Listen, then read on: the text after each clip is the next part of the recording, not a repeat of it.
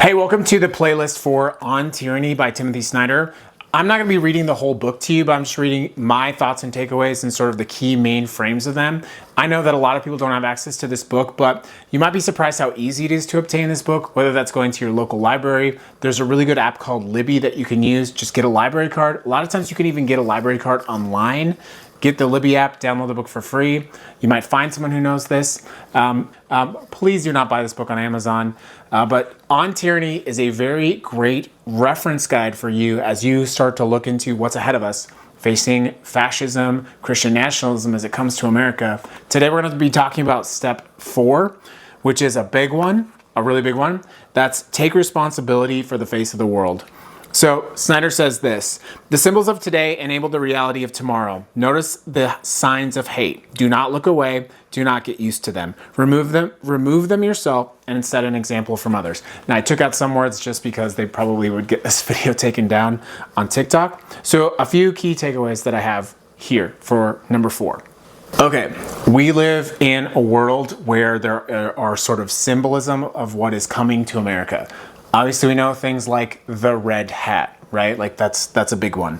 But there are other symbols that I think represent the push towards what we're going towards. And they actually can be the opposite. Like a symbol can be something that's not just for something, but is against something.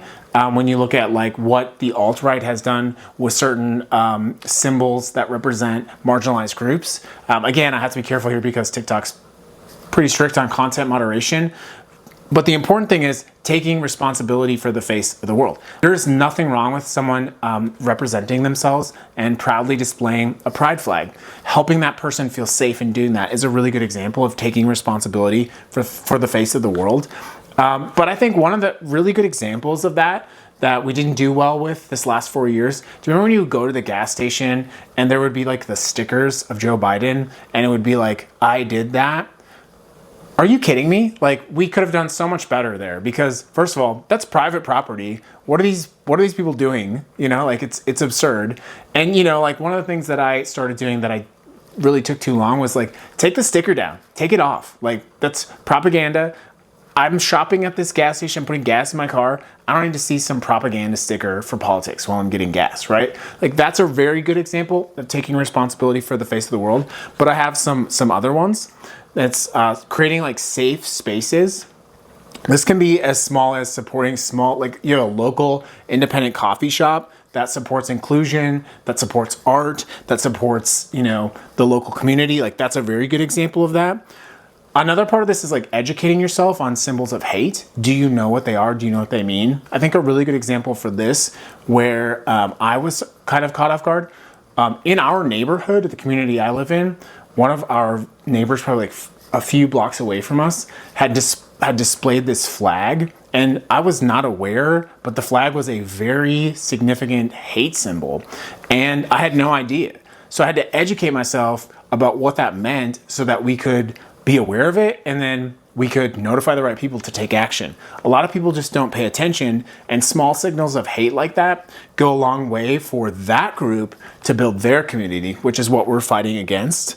And I think the last part of it is just like really setting an example of taking responsibility for the face of the world. I'm not trying to brag, but I think like knowing that we're moving into a potentially Christian nationalist fascist form of government, being able to say like, I could choose to be quiet, but I'm going to choose to speak up and do something with the time that I have here. Like, you can do little things like that as well.